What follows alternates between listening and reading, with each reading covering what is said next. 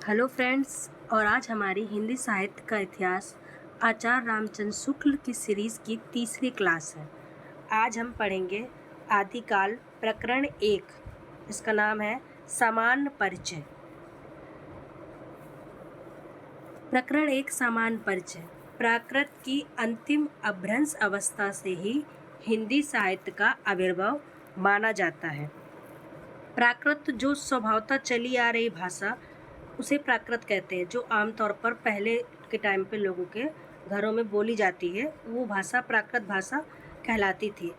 संस्कृत, पाली और प्राकृत से शुरू होती है, लेकिन प्राकृत पहले से ही समान रूप से लोगों के घर में बोली जाती थी। साहित्य में इसको स्थान बाद में मिला, पर ये भाषा शुरू से ही प्राकृत भाषा संस्कृत के साथ साथ, अर्थात संस्कृत जिस समय साहित्यकारों की भाषा थी उस समय भी प्राकृत बोली जाती थी। आम घरों में लोग जो है वो प्राकृत बोलते थे। बाद में प्राकृत जो है उसको साहित्य में स्थान दिया गया।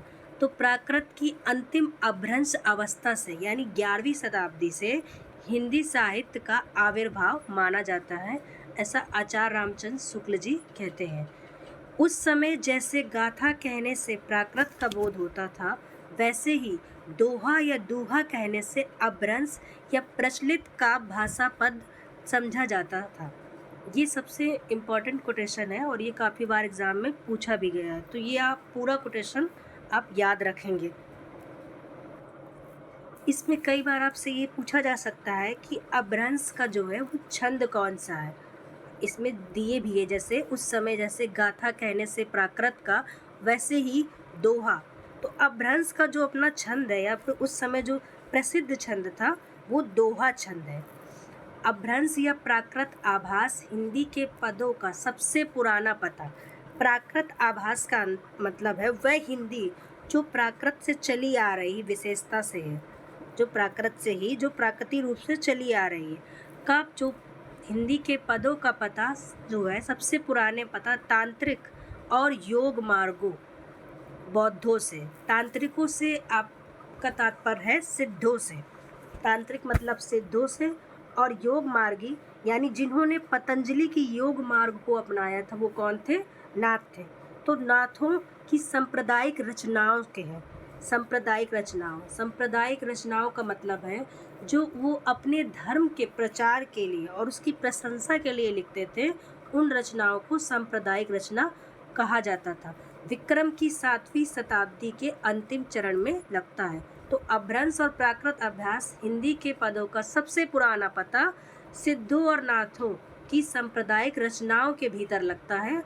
और कौन सी शताब्दी से? 7वीं शताब्दी के अंतिम चरण से लगता है।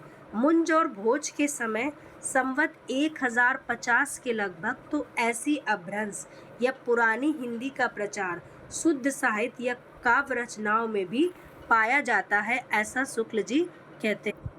यहाँ पर आप एक पॉइंट और याद रखेंगे कि सांप्रदायिक, कभी आपसे अगर पूछ लिया जाए कि शुक्ल जी ने सांप्रदायिक रचना जो शब्द है का प्रयोग किनके लिए किया है, तो उन्होंने किया है तांत्रिक और योग मार्गियों के लिए, यानी सिद्धों और नाथों के लिए उन्होंने सांप्रदायिक रचना शब्द का प्रयोग किया है, क्योंकि वही लोग जो है अपने धर्म के प्रचार के लिए इस प्रकार की रचनाएं रचते थे। मुंज और भोज के समय संवत 1050 के लगभग तो ऐसी अपभ्रंश और पुरानी हिंदी का प्रचार शुद्ध साहित्य और काव्य रचनाओं में पाया ही जाता था। शुद्ध साहित्य, जैसा कि पहले ही बताया जा चुका है कि शुक्ल जी जो है सिद्ध जो है जैनों की रचनाओं को, सिद्धों की जो है साहित्य के अंदर नहीं रखते हैं। वो सिर्फ अपभ्रंश का व्यवहार कब से हुआ है ये बताने के लिए उन्होंने इनको इसमें सम्मिलित किया है। इसीलिए यहाँ पर उन्होंने शुद्ध साहित्य जो रचनाएं हैं वो मुंज और भोज के समय पाई जाती थी। हिंदी साहित्य का आदिकाल संवत 1050 से लेकर संवत 1375 तक पाया जाता है, यानी कि महाराजा भोज के समय से लेकर हमीर के समय तक, हमीर रासों के समय तक जो है वो पाया जाता है। जनश्रुति है कि काल का आरंभ पीछे की ओर ले जाती है। संवत 770 में भोज के पूर्व पुरुष एक राजा मान थे, तो उनके सभासद पुष्य कवि नाम था उनका। उनसे माना जाता है कि किसी बंदी जन का दोहा में एक अलंकार ग्रंथ लिखना बताते हैं। ऐसा शिव सिंह सरोज पुस्तक में लिखा है। शिव सिंह सेंगर जी इसका वर्णन करते हैं, पर इस बात का कोई प्रमाण नहीं है, इसीलिए शुक्ल जी इसको अप्रामाणिक मानते हैं।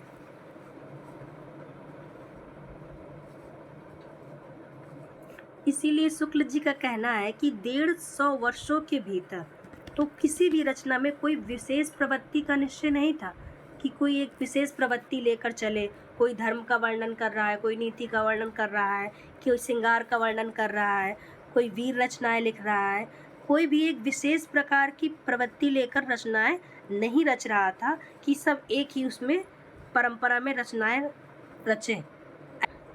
यानी संवत 1200 की विशेष प्रवृत्ति आदिकाल में कोई नहीं दिखाई गई कि आदिकाल में संवत 1200 में कोई विशेष प्रकार की प्रवृत्ति नहीं दिखाई दी। इसीलिए वो प्रकरण 1 और 2 में आदिकाल और प्रकरण 3 से शुक्ल जी वीर गाथा काल का आरंभ मानते हैं, क्योंकि तब जो है सब लोगों ने एक समान रासो रचनाएं की, एक विशेष प्रवृत्ति को लेकर चले। उससे पहले इस प्रकार की प्रवृत्ति नहीं दिखाई दी। जब मुसलमानों की चढ़ाइयों का आरंभ हुआ तब से हम हिंदी साहित्य में एक विशेष प्रवृत्ति विशेष रूप से बंधी हुई पाते हैं। मुसलमान जिस समय मोहम्मद कासिम, मोहम्मद बिन गौरी, गजनवी आक्रमण लड़ाई होती रहे, उनका वीरता पूर्वक वर्णन किया गया कि जो हमारे योद्धाओं ने उनसे लड़ाई की, उन लड़ाइयों का वीरता पूर्वक वर्णन जब से आरंभ होता है तब से ही रासो साहित्य जब से लिखा जा रहा है तब से ही वो वीर गाथा काल का आरंभ शुक्ल जी मानते हैं। इससे पहले तो सब राजाश्रित कवि जैसे चारण कवि, नीति श्रृंगार आदि के फुटकल दोहे राजसभाओं में अपने राजाओं को सुनाते थे और उन्हीं के प्रशंसा पर लिखते थे और उनके परिक्रम और उनकी गाथाओं का वर्णन करते थे। यही प्रबंध परंपरा रासों के नाम से पाई जाती थी, जिससे लक्ष्य कर इसे इन्होंने वीर गाथा काल कहा। ये बात दूसरी है कि इस संबंध में ध्यान देने के लिए कही गई है कि इस काल में जो भी रचनाएं हैं, सामग्री है, वह असंदिग्ध सामग्री जो कुछ प्राप्त है उसकी भाषा अभ्रंश अर्थात प्राकृत अभ्यास, प्राकृत की रूढ़ियों से कुछ। इस अभ्रंश या प्राकृत अभ्यास हिंदी का अभिप्राय यह है कि ये उस समय की ठीक बोलचाल की भाषा नहीं है। जिस समय की ये रचनाएं मिलती हैं उस समय की कवियों की भाषा है। कवियों ने काव्य परंपरा के अनुसार साहित्यिक प्राकृत के पुराने शब्द तो लिए हैं, जैसा पीछे हिंदी में तत्सम शब्द लिए जाते हैं, विभक्तियाँ, कारक चिन्ह, क्रियाओं आदि के रूप में, जो उसी प्रकार उन्होंने लिए, पर बोलचाल की भाषा घिसकर बिल्कुल जिस रूप में आई है सारा वही रूप न लेकर कवि और चारण कवियों ने भाषा का कुछ बहुत स्वरूप व्यवहार में लाते हैं जो उनसे 100 वर्ष पहले कवि परंपरा में प्रयोग करते थे, उन शब्दों का उन्होंने प्रयोग किया है, ऐसा शुक्ल जी कहते हैं। और अभ्रंश के जो हमें नमूने पद्यों में मिलते हैं वे भी काव्य भाषा के वे अपने पुराने रूप के कारण बोलने की भाषा से कुछ बहुत दिनों तक आदिकाल के अंत तक उसके पीछे पोथियों में चले आए, वही शब्द जो पीढ़ियों से उन्हीं का प्रयोग किया, वैसी भाषा नहीं मिलती है। विक्रम की 14वीं शताब्दी के मध्य एक और पुरानी परंपरा में कोई कवि जिनका नाम संभवतः शरंगधर है, हमीर की वीरता का वर्णन करते हैं। हमीर रासों में उनकी भाषा है, चलिए वीर हमीर पाव भर मेरी कंपही दिगमग नए अंधार धूली सुरह अच्छी ही। अर्थात कि जब हमीर जो वीर योद्धा चलते हैं तो धरती हिलने लगती है, धूल उड़ने लगती है, इस प्रकार की वो सूरज को ढक लेती है, दिगमिग उनके चलने से। इस प्रकार का वर्णन कवियों ने बढ़ा चढ़ाकर इसमें वर्णन किया है। वहीं दूसरी ओर खुसरो मियाँ दिल्ली में बैठे ऐसी बोलचाल की भाषा कि मैथिली के अतिरिक्त इस प्रकार की प्राकृत भाषा पुरानी काव्य भाषा में भी माना जाता है कि ऐसी भाषा का प्रयोग किया है उन्होंने। पहेलियाँ और मुकरियाँ कहीं, एक नार ने अचरज किया सांप मार पिंजरे में दिया। और इसी प्रकार 15वीं शताब्दी में विद्यापति ने बोलचाल की मैथिली के अतिरिक्त इस प्रकार की प्राकृत भाषा पुरानी काव्य भाषा भी लिखते हैं। उन्होंने कहा है, बालचंद्र बिजवाई भाषा, दो नहीं लगहीं दुज्जन हासा। और दूसरी ओर कबीरदास जी कुछ अटपटी बानी में इस बोली में सुना रहे हैं। कबीरदास जी ने बानियों का प्रयोग किया है और ये जो है उन्होंने सिद्धों से अपनाई हैं, उलटवासियाँ और बानियाँ। आगिन जो लागी नीर में, कंधो जलाई जरी, उत्तरे दक्षिण के पंडिता रहे विचारी विचारी। सारांश यह है कि अपभ्रंश की यह परंपरा विक्रम की 15वीं शताब्दी के मध्य तक चलती रही और एक ही कवि विद्यापति जी ने 2 प्रकार की भाषाओं का प्रयोग किया। पहली उन्होंने पुरानी अपभ्रंश का और दूसरी बोलचाल की देसी भाषा।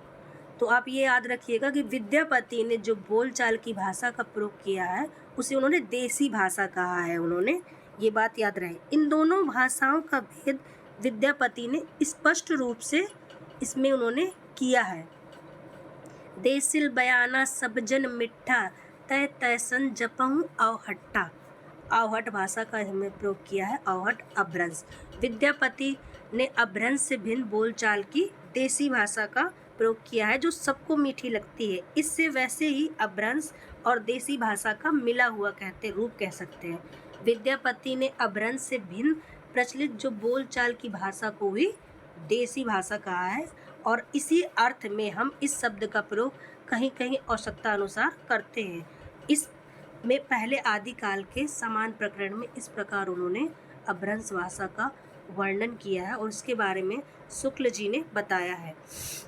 अगले क्लास में हम पढ़ेंगे प्रकरण 2 अपभ्रंश काव्य। Thank you for watching.